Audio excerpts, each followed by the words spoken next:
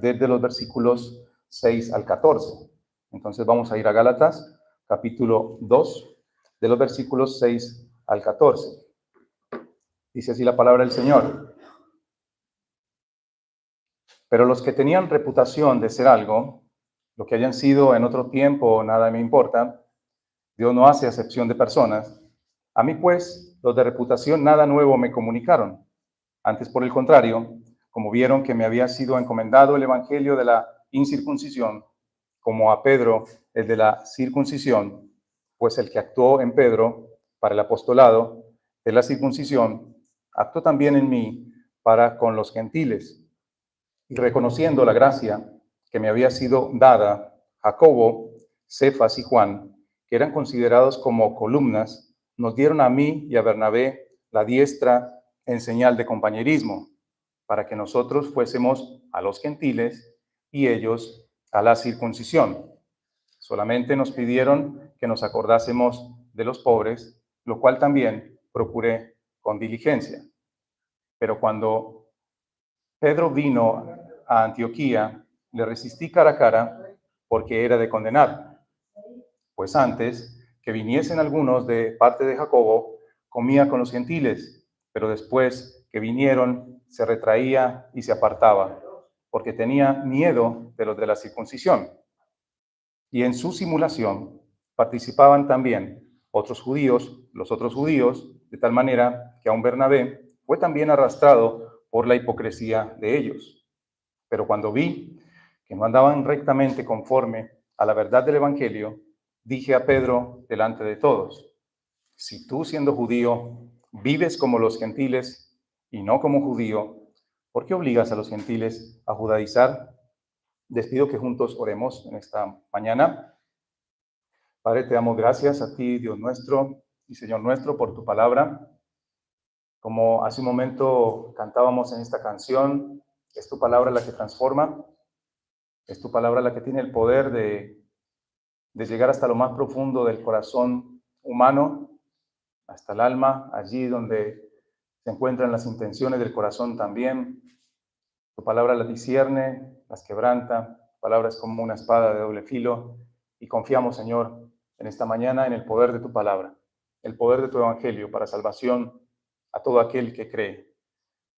Como dice también allí en Romanos, al judío primeramente y también al griego, esta palabra es un llamado al arrepentimiento para todos los que hoy escuchan, y también todos los hermanos, iglesia de Cristo alrededor del mundo, de púlpitos y lugares inhóspitos donde también tu evangelio es predicado. Hasta allí llega tu poder, hasta los últimos confines y rincones de esta tierra. Gracias por tu palabra, Señor, porque un día esa palabra llegó a nuestros corazones, un día por esa palabra fuimos transformados, un día por esa palabra, Señor, llegamos a ti, tú nos atrajiste a ti, tú nos llevaste a Cristo. Y esa es también nuestra oración en esta mañana, que muchos hoy, al escuchar tu palabra, el mensaje del Evangelio, puedan ser llevados a la fe de Cristo, al arrepentimiento y a una nueva relación contigo, Padre, solamente por la obra y los méritos de Cristo en la cruz. Gracias a ti sean dadas y oramos en el nombre de Cristo Jesús, orando que tú nos dirijas, nos guíes y que tu Espíritu Santo sea quien convence de pecado y sea quien nos lleve a entender toda esta verdad. Oramos en Cristo Jesús. Amén. Bien. Voy a hacer un breve repaso de lo que vimos la semana pasada. Recuerdan que vimos los versículos 6 y 7.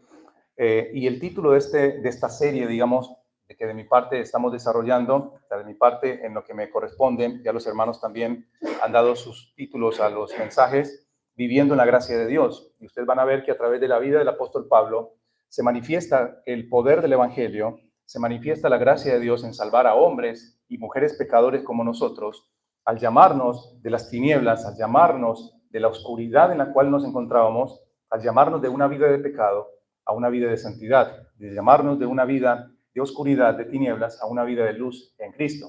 Esto es lo que hace Dios a través del Evangelio.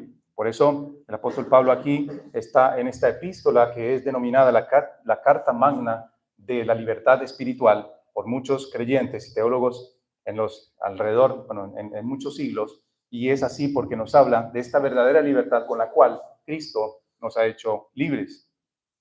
Y allí hacíamos una breve aplicación la semana pasada y hablábamos de qué es la salvación, porque el Evangelio nos habla de una salvación. Entonces veíamos que la salvación es una obra sobrenatural de Dios. Es una obra en la cual Dios salva o Dios transforma los corazones de los pecadores, perdona sus pecados y esto solamente por los méritos de Cristo. Este milagro es un milagro que Dios opera, es un milagro sobrenatural, es un milagro divino. Por eso la salvación primordialmente es un llamado de parte de Dios. La salvación no puede ser adquirida por medio de medios humanos, valga la redundancia, sino que solamente por la gracia de Dios en Cristo. También vimos la palabra llamado, donde esta palabra llamado se asocia directamente a esta obra de gracia que el Señor hace a los hombres, llamándolos de las tinieblas a la luz. Bien, la salvación es un llamado, habíamos dicho, al arrepentimiento y a la fe en el Señor Jesucristo, el cual obviamente requiere una responsabilidad de parte del hombre, una responsabilidad de aquel que escucha el mensaje del Evangelio, de aquel que escucha el llamado al arrepentimiento de sus obras malas para volverse a Dios.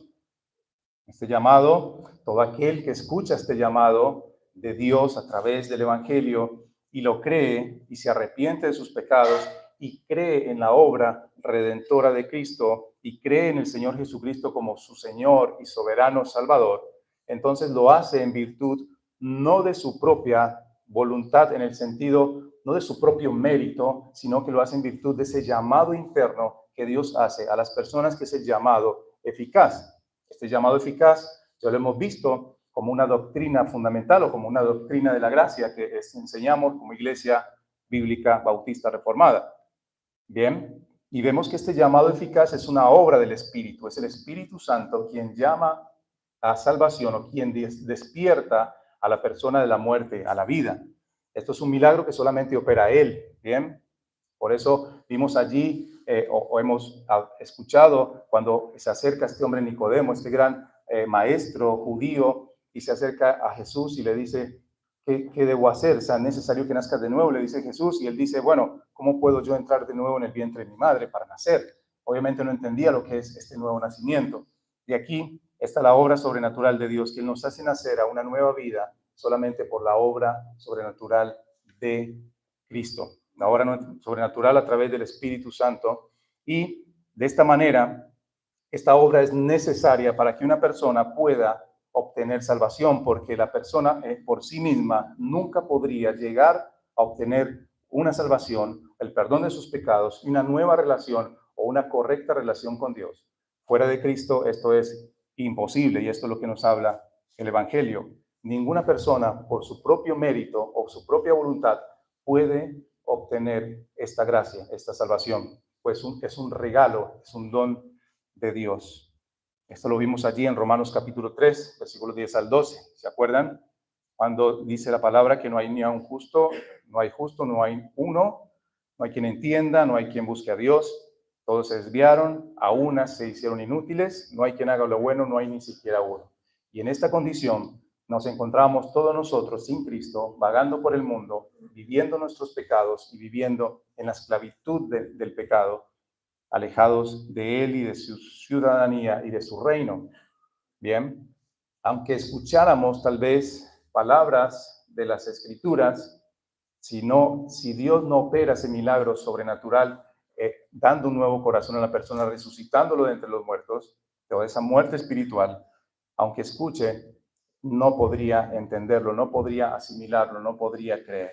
Por esto es fundamental que entendamos lo que es la salvación. Bien, entonces esto es necesario porque es por medio del Espíritu de Dios que el corazón es transformado, es cambiado, el corazón de una persona. Bien, por eso de esta manera la salvación no tiene forma de manipularse. No hay personas en el mundo o humanamente hablando que puedan manipular la salvación. Bien, aunque muchos tratan de hacerlo, pero la salvación es un milagro, es una obra sobrenatural de Dios. Y esto lo vemos en la vida justamente del apóstol Pablo, cómo es que él fue llamado, cómo es que él fue escogido por Dios aún desde antes de nacer, aún desde antes de la fundación del mundo. Toda la iglesia, los hijos de Dios son santos y escogidos por Él. El apóstol Pablo no buscaba a Dios, sino antes perseguía a la iglesia de Dios. Esto lo vemos en Hechos capítulo 9, ¿se acuerdan? Él iba camino a Damasco con cartas para prender, para encarcelar y hasta para sentenciar a muerte a muchos de los que habían creído en Cristo. Pero fue en el camino a Damasco que el apóstol Pablo fue transformado con ese encuentro personal e íntimo con Dios, que transformó toda su vida. Ese fue para él un antes y un después. Y eso es lo que pasa también en cada uno de los que se acercan a Cristo en arrepentimiento y en fe.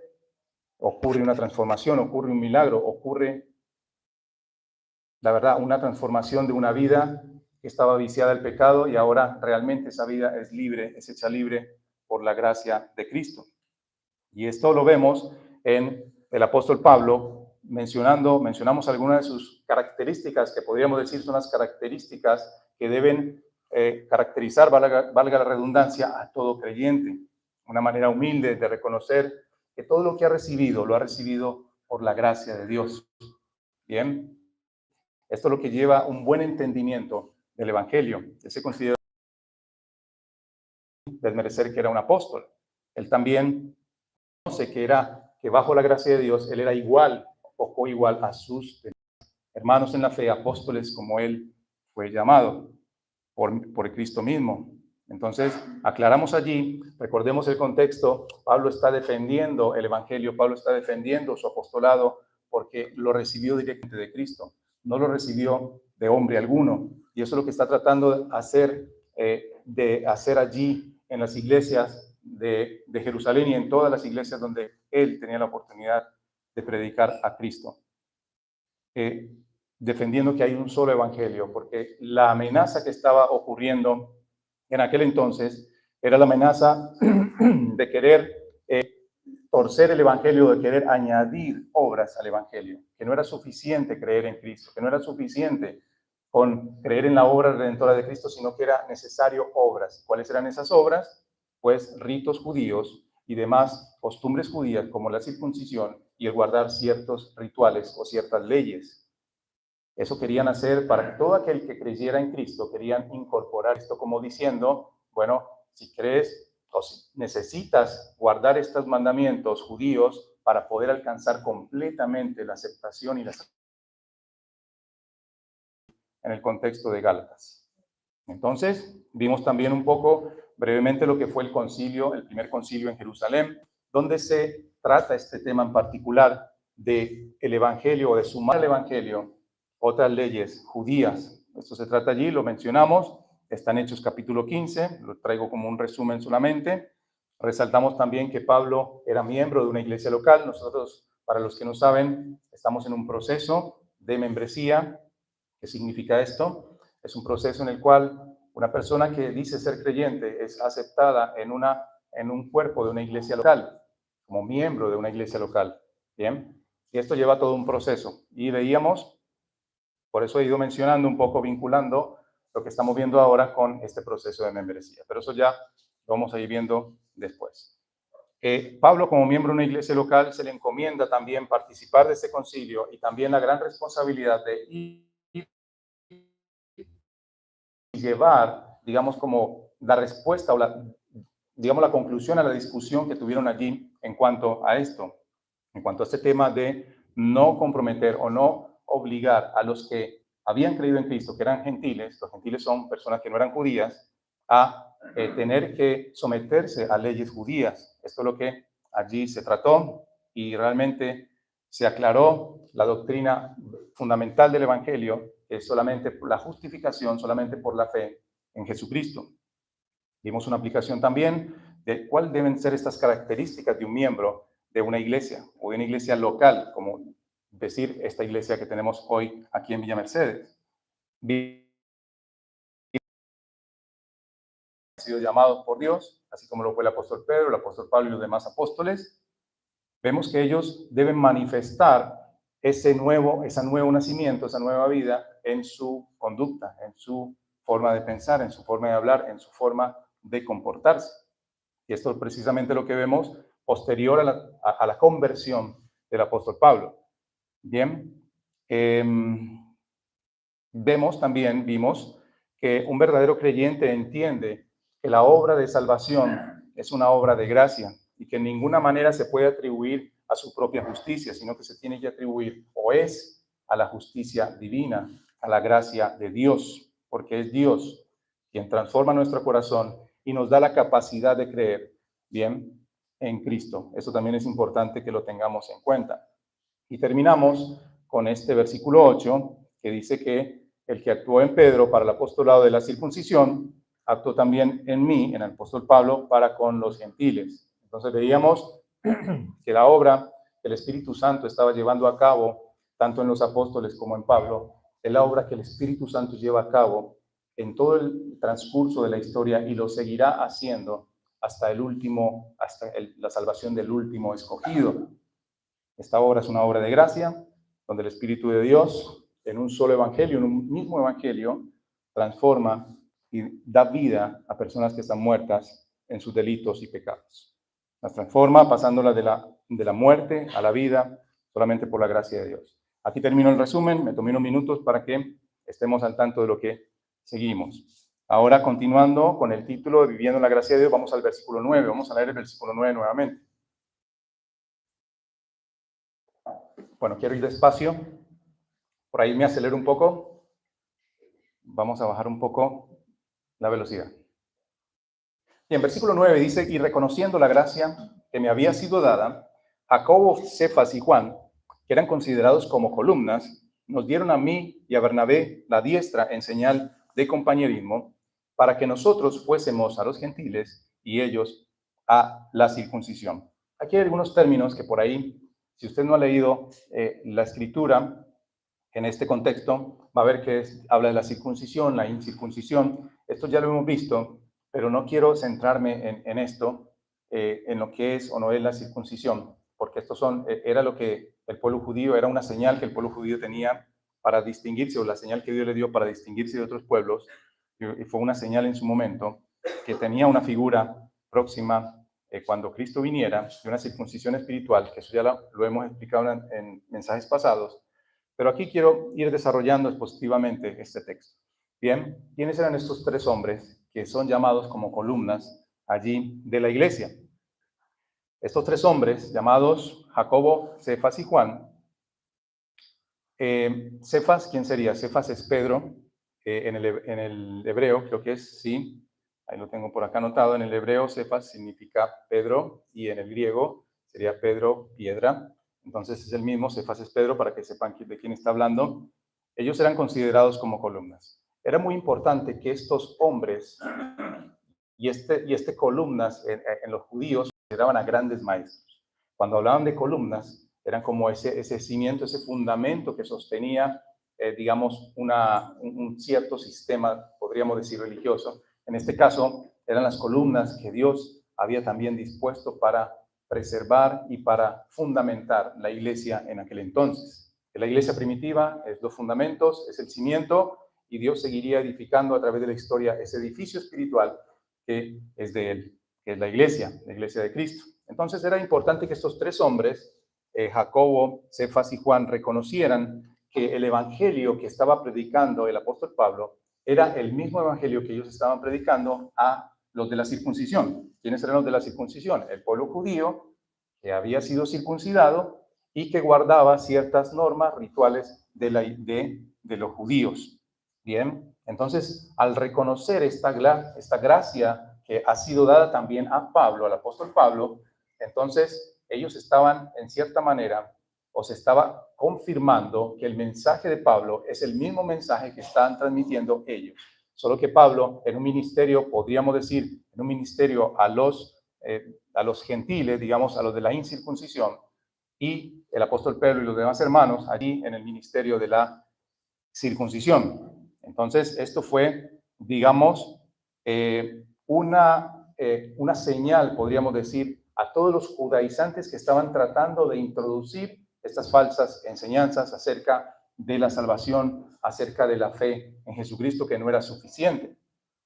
Entonces, el reconocer el mensaje de Pablo, el reconocer que a Pablo también se le había considerado, se le había dado esta gracia de parte de Dios, entonces quería decir que el apóstol Pablo era un hombre que había sido elegido también por Dios, que había sido llamado por Dios y que hoy estaba sirviendo como un coigual junto con ellos en la extensión y predicación del Evangelio.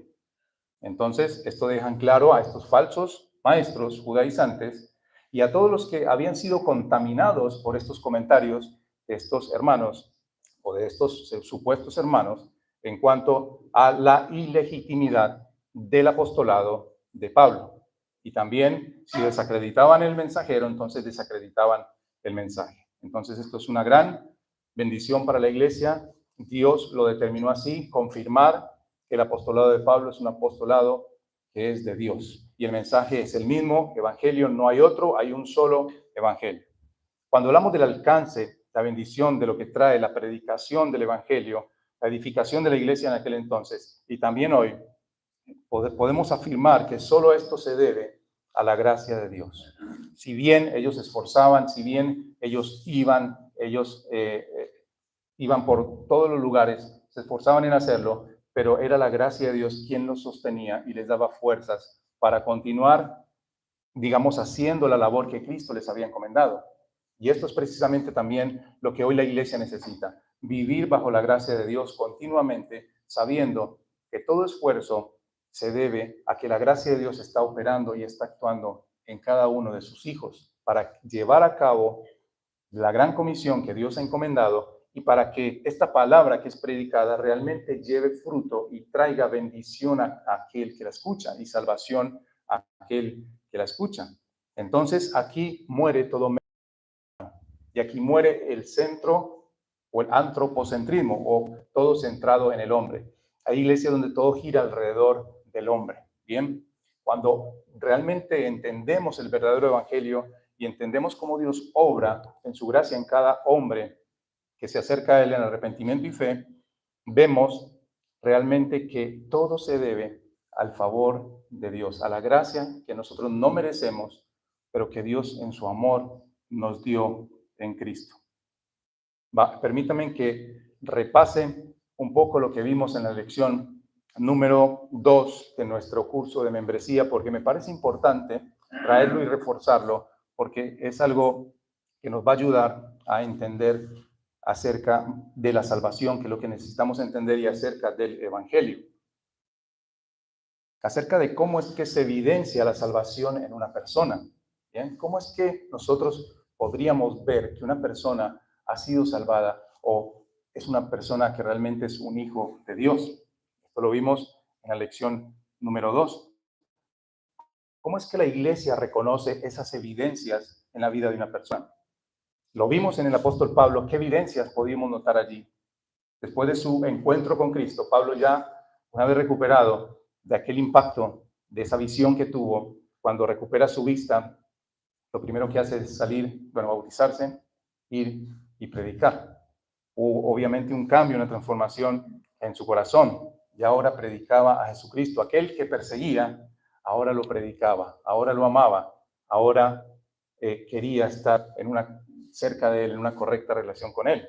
Entonces, debido a que esta obra sobrenatural de Dios, podríamos decir, es invisible a nuestros ojos o a los ojos humanos, entonces esto se tiene que manifestar de alguna forma visible. ¿Bien? Esta salvación tiene que hacerse notar de una manera visible. Entonces, el Señor estableció que la fe se haga visible en la vida de un creyente por medio de su profesión de fe, obviamente, y por medio de su conducta, que esto es lo que vimos y voy a desarrollar brevemente en este momento. Bueno, en cuanto a la profesión de fe, ¿se acuerdan? Vimos que es una profesión de fe. Bien, una profesión de fe, como vimos en la lección, es la declaración que una persona hace de lo que cree con respecto a algo. Entonces, es lo que una persona declara, dice o afirma ser su convicción con respecto a algo. Bien, la salvación de una persona puede ser evidenciada en lo que una persona entiende, y esto es muy importante, ¿con respecto a qué? Con respecto a su pecado, ¿bien? En tu vida, ¿qué significa el pecado? ¿O qué relación tiene tu vida en cuanto al pecado? Abrazas el pecado, amas el pecado, no sabes qué es pecado tal vez. Entonces, entender mi vida respecto al pecado. También entender el sacrificio de Cristo, ¿bien? ¿Por qué Cristo murió en la cruz? ¿Por qué Cristo se entregó a la muerte? ¿Por qué Cristo tuvo que morir? Y también acerca de la justificación por la fe. ¿Crees que tú, por ir a una iglesia o escuchar algún mensaje periódicamente, ya por eso eres salvo o ya por eso has alcanzado salvación y perdón? Entonces, debes entender la justificación solamente por la fe en Jesucristo. Y la Biblia dice allí en Romanos capítulo 10, versículo 17, que es un versículo que no sabemos de memoria, que la fe viene por el oír y el oír por la palabra de Dios. Entonces la Biblia dice que, parafraseando, que la fe viene por el oír a Cristo, porque la palabra de Dios, el mensaje del Evangelio habla de Cristo. Toda la Biblia habla de Cristo. Al escuchar ese mensaje que habla de Él, podemos recibir, o es la forma en cómo recibimos la fe. La salvación es el producto de oír el mensaje verdadero del Evangelio. Por eso es muy importante que una iglesia realmente predique el mensaje del Evangelio. Porque si predica un evangelio que no es el verdadero evangelio, este evangelio no va a producir salvación, no va a producir transformación.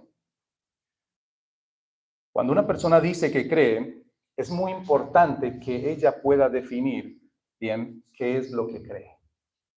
Esta es una de las preguntas, bueno, que lo vimos también en la lección, en aquel momento. Bueno, ¿por qué crees que eres salvo, no? Y esto nos hace reflexionar. Aquellos que estamos convencidos de que somos salvos, bueno, ¿por qué crees que eres salvo? Tenemos que entender o de poder definir, no precisamente con palabras teológicas y términos teológicos profundos, sino definir, bueno, ahí lo vamos a ver, no me quiero adelantar, ¿bien?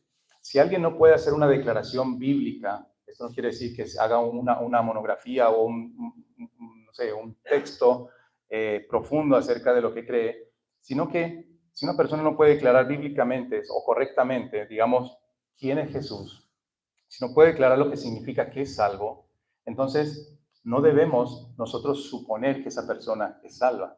¿Bien? Eso es lo que nos lleva a reflexionar esto. Y traigo esta reflexión también porque sé que hay algunos que nos escuchan y tal vez asisten a una iglesia hace mucho tiempo, pero que tal vez no entienden el Evangelio. Tal vez no entienden la forma en cómo Dios salva. O tal vez alguna vez en algún momento un predicador o alguien les dijo que levantaran su mano si querían recibir a Cristo. Ellos levantaron su mano y ya de ahí quedaron convencidos de que eran salvos. Entonces hay mucha gente confundida tal vez por evangelios superficiales y llamados o invitaciones a recibir la salvación solamente de una manera simple o de una manera, como vimos, esta membresía que es aceptada de una manera como muy simple. Bueno, ¿estás yendo a la iglesia? ¿Cuánto llevas viniendo? Bueno, un año, listo, ya eres miembro de la iglesia. Bien, eso también lo hemos visto, pero no es así. Esto nos lleva a reflexionar si realmente hemos creído en el verdadero evangelio, si realmente hemos creído en el Señor Jesucristo como nuestro único y soberano Salvador. Entonces, como mencionaba hace un momento, esta declaración no tiene que ser precisamente una declaración con términos muy elevados o teológicos, sino que realmente exprese una realidad en su vida. ¿Cómo está su condición delante de Dios hoy? ¿Cómo está nuestra condición delante de Dios hoy? ¿Mm? ¿Hemos arreglado nuestras cuentas con Él? ¿Hemos confesado nuestros pecados? ¿O tal vez venimos a la iglesia para acallar nuestra conciencia y decir, bueno, ya cumplí con Dios, entonces me siento tranquilo, y como allá apagar aquella alarma o aquel grito que la conciencia nos hace cuando pecamos? Debemos entender nuestra condición delante de Dios. Debemos entender la culpa y la condenación que acarreamos a causa de nuestro pecado. Esto es lo que nos llama el Evangelio. Nos llama también a conocer la santidad de Dios, que estamos delante de un Dios santo, 3 veces santo. Nos lleva también a meditar en la justicia de Dios, en los atributos de Dios. Nos hace meditar también en la obra redentora de Cristo en la cruz.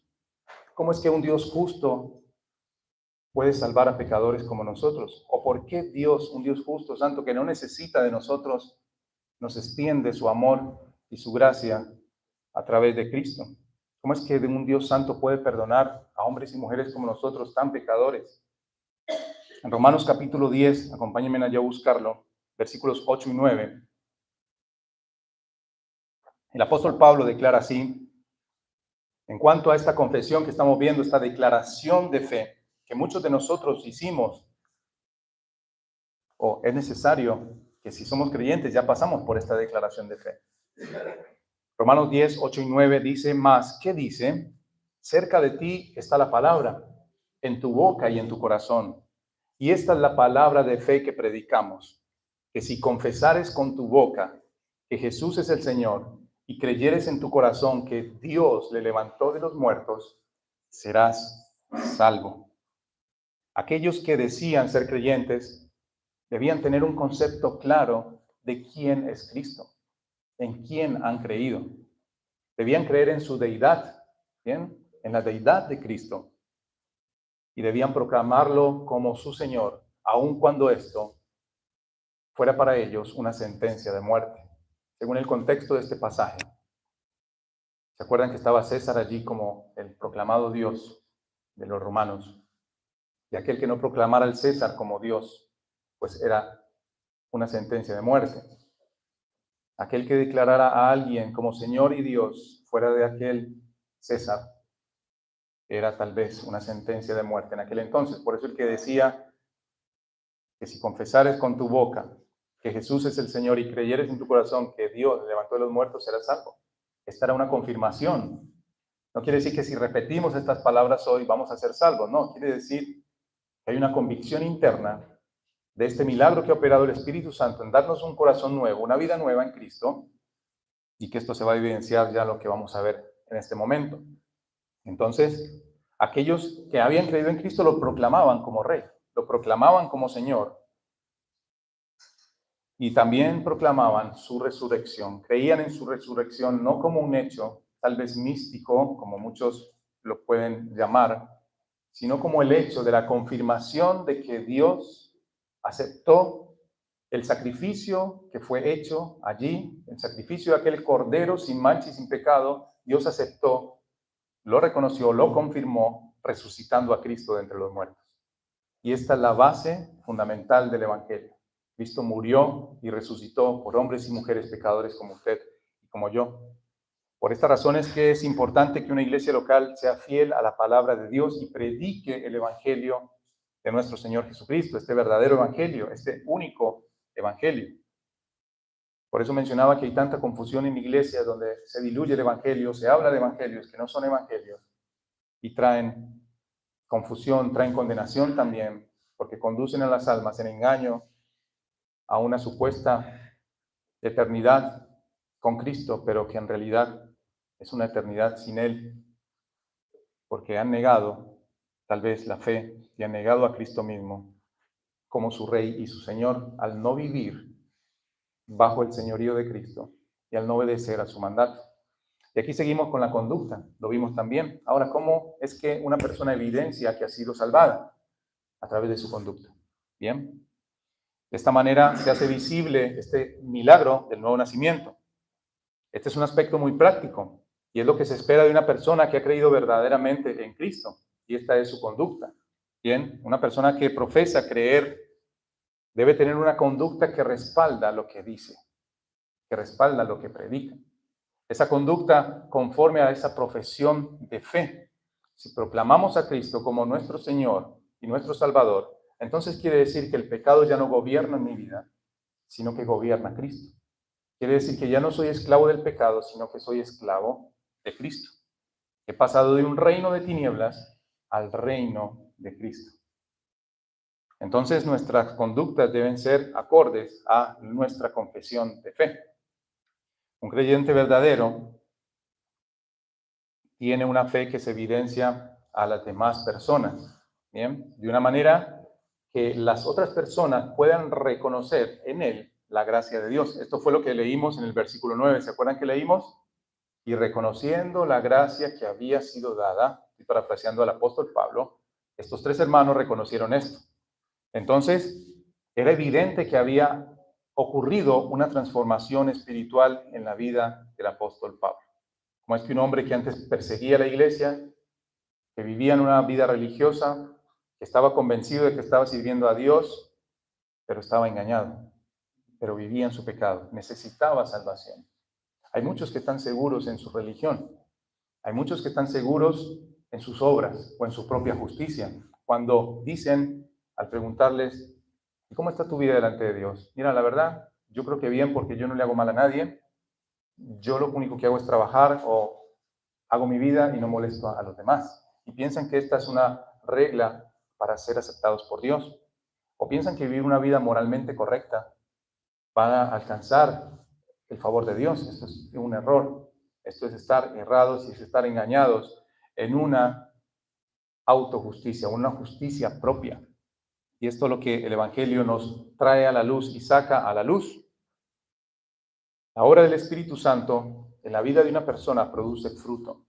Bien, el fruto del Espíritu, dice Gálatas 5, es amor, gozo, paz, paciencia, benignidad, bondad, fe, mansedumbre, templanza. Dice que este es el fruto del Espíritu. Bien, entonces podríamos decir que esta fe real o esta fe salvífica se hace visible por medio de este fruto. Bien, porque es acompañado de este fruto. Dios no salva a una persona para que siga siendo igual. Dios no nos salva a una persona para que continúe viviendo en su pecado. Dios salva a una persona para llamarla a la santificación, que significa apartarse continuamente cada día del pecado, haciéndolo morir cada día en su vida, para que de esta manera testifique a los demás que ha sido transformado, que ha sido cambiado y que hoy su vida es nueva y que hoy pertenece a Cristo, que hoy pertenece a un reino que no es de este mundo, sino que es un reino espiritual y es el reino de Cristo, el reino de los cielos que Cristo inauguró en su primera venida. Y precisamente nosotros, aunque somos salvos por la fe sola, la fe nunca viene sola. La fe siempre viene acompañada de frutos que atestiguan que esa fe es verdadera. Entonces, de esta manera la iglesia, de esta manera cualquiera de nosotros puede examinarse si realmente está en la fe, si realmente está viviendo conforme al Evangelio por el cual escuchó y por el cual creyó en Cristo. Y esto es lo que vemos allí en la vida del apóstol Pablo. Vemos evidencia de esta transformación.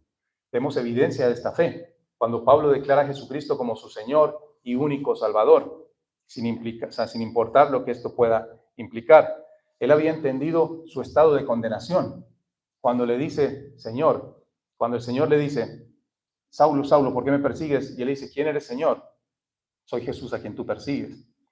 Después, su voluntad es destrozada, su humanidad, digamos, orgullosa, es destrozada por el mismo Cristo. Y él se arrepiente, él reconoce su estado de condenación, él reconoce que iba camino al infierno, él reconoce que había pecado delante de un Dios santo, se reconoció enemigo de Dios, se reconoció pecador delante de Dios, reconoció que necesitaba arrepentimiento, reconoció que su vida no había sido la vida que a Dios le agradaba, porque estaba viviendo para su propia justicia, estaba viviendo para él mismo y no para Dios. Reconoció la necesidad de arrepentimiento, reconoció su condición delante de Dios, reconoció que necesitaba un Salvador, reconoció a Cristo allí como su único y suficiente Salvador y el único que podía sacarlo de su engaño y darle una nueva vida y un nuevo propósito en su vida. Entonces, él allí acude a Cristo en arrepentimiento y fe. Allí es perdonado. Ahora, él es una nueva criatura en Cristo, como dice allí en Corintios. De modo que si alguno está en Cristo, nueva criatura es. Las cosas viejas pasaron. Y aquí todas son hechas nuevas. El apóstol Pablo llega a decir que su vida anterior él la considera como basura. Todo lo que sabía, todo lo que aprendió, todas las leyes judías, todo eso lo consideraba como basura por amor a Cristo. Porque había conocido realmente la verdad que antes pensaba haber conocido, pero que ahora Cristo le revela en una revelación especial a través de su palabra. Entonces, allí es perdonado, allí es hecho una nueva criatura, allí Dios lo transformó, pasó de muerte a vida, solo por la soberana obra o la obra de gracia de un Dios soberano que lo escogió desde antes de nacer. Desde antes de fundar el mundo, Dios ya lo había escogido, el apóstol Pablo, como de antes de la fundación del mundo, Dios ya había escogido a cada uno de sus hijos, a cada uno de su pueblo, a su pueblo en sí. Y esta es la evidencia que el apóstol Pablo mostraba allí en su forma de pensar. Todo lo que él pensaba, todos los criterios que él tenía, todas las ideas que tenía, fueron derribadas por la palabra de Dios. Y esto es lo que pasa también en la vida de una persona que anduvo en caminos de oscuridad, que anduvo en filosofías extrañas, que anduvo en religiones de obras, que solamente pensaban en hacer cosas buenas para poder alcanzar salvación y vida eterna. Todo esto se derribó y él adoptó y él creyó en la palabra de Cristo, y por esa palabra fue encomendado también por Cristo mismo para predicar esa palabra. Entonces su forma de pensar fue transformada, su forma de hablar fue transformada y su forma de actuar obviamente evidenciaba que había un fruto de una nueva vida, que había fruto del Espíritu Santo. Volvemos al pasaje, versículo 9 de Gálatas 2. Y vamos a ir ya haciendo un cierre. Reconociendo la gracia que me había sido dada, Jacobo, Cefas y Juan, que eran considerados como columnas, nos dieron a mí y a Bernabé, un hermano en la fe, la diestra en señal de compañerismo para que nosotros fuésemos a los gentiles y ellos a la circuncisión. Aquí vemos una unidad y la unidad que debe caracterizar a la iglesia. Aquí vemos un compañerismo y el amor, que es el común denominador de todos los creyentes, que debe caracterizar a cada creyente. Entonces ya vamos a desarrollar un breve comentario de lo que nos habla este pasaje, aparte de ya la explicación que acabamos de ver.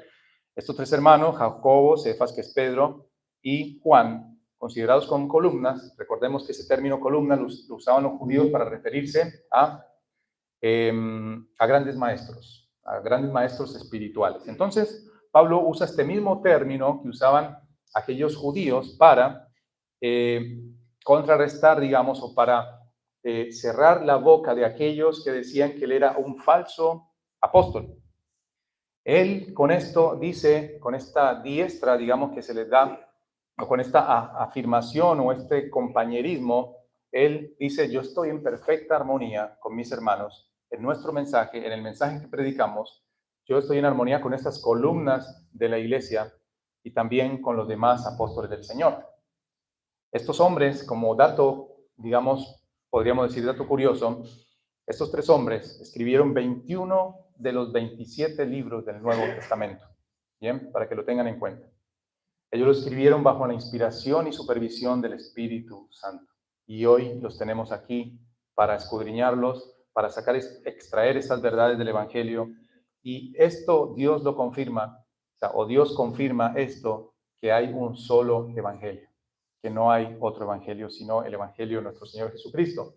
Dar la diestra también allí en el medio judío, digamos, entre los judíos, era hacer un voto de amistad y de compañerismo. Era como un voto de amistad.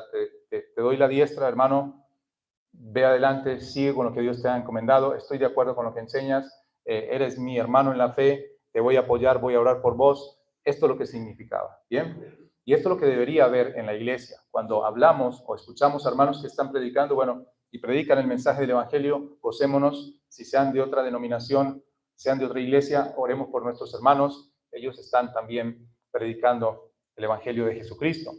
Entonces, esta es la unidad y el amor que debe primar en la iglesia de Cristo. Bien, ciertamente vemos que ellos tenían diferentes campos de, digamos, de trabajo en la obra. Unos estaban yendo a los judíos a la circuncisión y otros estaban yendo a los gentiles a la incircuncisión. Entonces, pero el Espíritu es el mismo, el Espíritu Santo es el mismo, el Evangelio es el mismo, el amor es el mismo y servían a un mismo Señor. Y esto es lo que debe, digamos, potenciar a una iglesia que sirve, que ama y que predica el Evangelio de Cristo. Vamos al versículo 10. Bien, vamos a terminar con el versículo 10. Pasamos al versículo 10.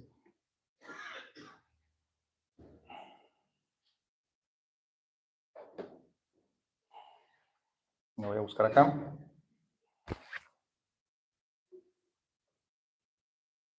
Bueno, el versículo 10 que nos habla, que voy a ir un poco más atrás.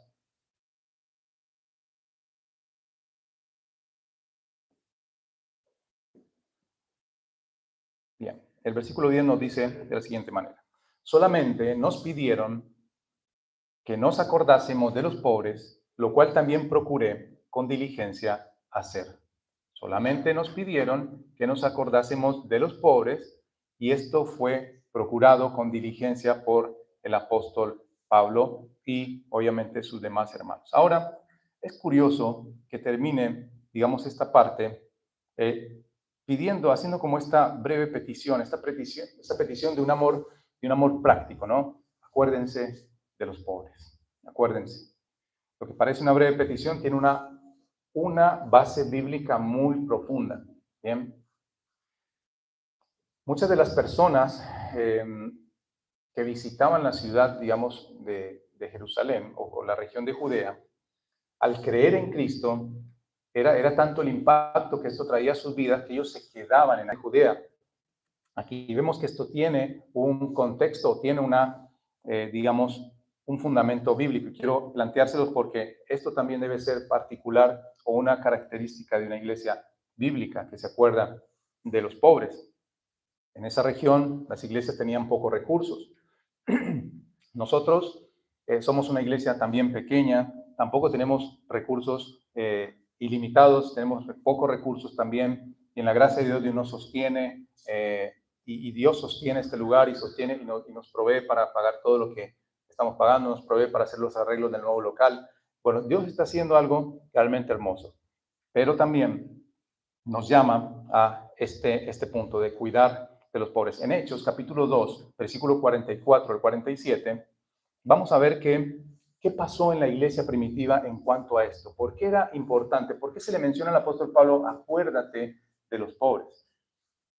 Y Pablo lo procuró, no dijo, no, bueno, yo me voy a ocupar mejor de otra cosa. No, procuró con diligencia hacer esto. Y vamos concluyendo. Hechos 2, 44, 47 dice: todos los que habían creído estaban juntos. ¿Cómo estaban?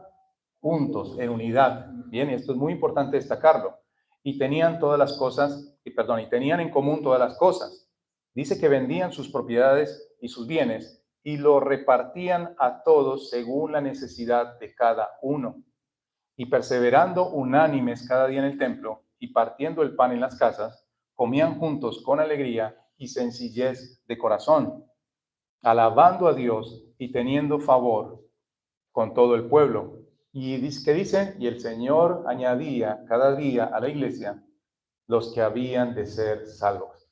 Había una multiplicación en la cantidad de creyentes.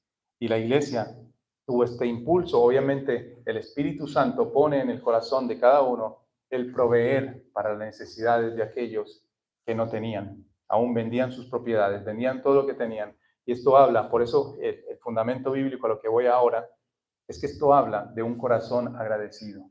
Esto habla de un corazón transformado. Esta actitud de ocuparse y de dar a los pobres habla de esto. Entonces, ¿por qué era tan importante procurar el cuidado de los pobres en la iglesia? Entonces, esto no era solamente una responsabilidad práctica.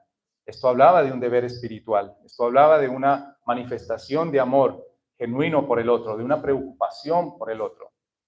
Esto hablaba del compromiso también que cada creyente tenía para con su iglesia local. Y esto hablaba también de una actitud de obediencia a Dios. El apóstol Pablo dice, yo lo procuré hacer esto. El cuidado de los pobres es un tema que lo vemos a través de todas las escrituras. Bien, en Mateo 11:5 dice, cuando el Señor le dice allí, manda a Juan a preguntar si Jesús era realmente el que había de venir. Él le dice, los ciegos ven, los cojos andan, los leprosos son limpiados, los sordos oyen, los muertos son resucitados, y a los pobres es anunciado el Evangelio. Bien, aquel que ha creído en Cristo, aquel que es verdadero creyente, manifiesta esta misericordia y este amor por los más necesitados. Allí en Lucas, capítulo 6, versículo 35 y 36, el Señor nos dice también, amad pues a vuestros enemigos y haced bien y prestad, no esperando de ello nada, y será vuestro galardón grande y seréis hijos del Altísimo, porque Él es benigno para con los ingratos y malos. Sed pues misericordiosos, como también vuestro Padre es misericordioso. Por eso, en la iglesia o cada iglesia también, eso no voy a hablar de eso, pero sí se establece un ministerio de misericordia que se encarga de este tipo de situaciones y de necesidades de los santos, ¿no? De los hijos de Dios.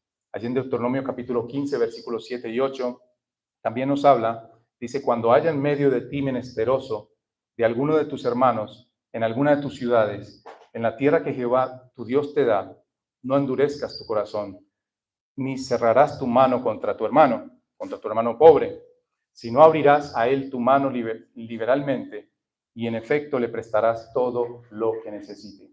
Entonces, hay varios textos que confirman o que tienen esta base bíblica para que los hermanos apóstoles que se ocupaban de aquellos pobres también le hicieran esta petición al apóstol Pablo. En Santiago también, el capítulo 2, lo pueden ver en su casa, habla también de esta necesidad de proveer o de esta actitud que el cristiano debe tener, esta actitud de amor para con el pobre y desvalido. Y es precisamente, ya para terminar, lo que Dios hizo con nosotros. Nosotros éramos pobres, desventurados, desvalidos, no podíamos alcanzar salvación, no podíamos alcanzar el favor de Dios por nuestros propios medios. Y quiero terminar con la lectura de dos textos quiero que se los lleven para que cerrar este mensaje y meditar en nuestra condición, en nuestra necesidad, en nuestra pobreza, la cual vemos que Cristo puede alimentarnos y puede proveer para esta pobreza que tenemos en cuanto a lo espiritual. Primera de Juan, capítulo 3, versículos 16 y 17. Y esto nos va a llevar a meditar si realmente hemos conocido este amor de Cristo. Dice, en esto hemos conocido el amor, en que Él puso su vida por nosotros. También nosotros debemos poner nuestras vidas por los hermanos. Cristo puso su vida por nosotros. Miserables, pecadores como nosotros, Cristo puso su vida para salvarnos. Y en 2 Corintios capítulo 8, versículo 9, nos dice, porque ya conocéis la gracia de nuestro Señor Jesucristo, que por amor a vosotros se hizo pobre, siendo rico, para que vosotros con su pobreza fueseis enriquecidos. Entonces, si usted hoy aún no ha conocido el amor de Cristo, recuerde que Él voluntariamente dejó su trono de gloria, se hizo pobre, habitó entre los hombres, vivió en medio de los hombres, sufrió la tentación igual que nosotros, pero nunca pecó. Cristo vivió la vida que nosotros nunca podíamos vivir. Él sufrió esta muerte que nosotros deberíamos morir o teníamos que morir a causa de nuestro pecado. Y todo esto lo hizo por amor. Y es el llamado que hoy Dios le hace a usted y a mí a considerar las palabras del Evangelio, las mismas palabras de Cristo, y a considerar que este es un llamado al arrepentimiento y a la fe en Él, creyendo en Él como su único y suficiente y soberano Salvador. Oremos. Padre, que tu palabra, tu espíritu, actúe en nuestros corazones y tú seas quien nos conduzca a Cristo. Gracias por este evangelio que ha sido predicado a través de los siglos y hoy también das esta responsabilidad a tu iglesia de predicar este evangelio que es de origen divino, que viene de ti. Es un evangelio que oramos y clamamos que sea expresado de una manera fiel para que tú seas glorificado y para que haya salvación y esta palabra que tú traes lleve fruto de arrepentimiento y de vida eterna en aquel que la escucha. Gracias por este tiempo. Damos gracias a ti por traernos hasta aquí para escuchar tu palabra y oramos que esta palabra lleve fruto, que tu Espíritu Santo continúe obrando en los corazones, llevándolos a la fe y al arrepentimiento, para que nos gocemos y tu iglesia siga creciendo, así como lo hizo también en aquel entonces en la iglesia primitiva. A ti sean dadas gracias y la gloria y la honra sean a ti en Cristo Jesús.